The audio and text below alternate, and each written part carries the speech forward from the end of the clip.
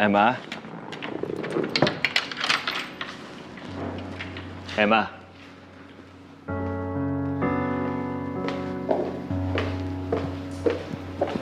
Emma, ano ba nangyayari sa'yo? Bakit ka ginagabi?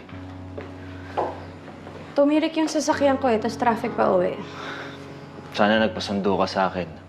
Tapos hindi mo man lang sinasagot yung mga tawag ko. Na-stress kasi ako buong araw, kaya hindi ko naririnig yung telepono ko. Magpapahinga na ako.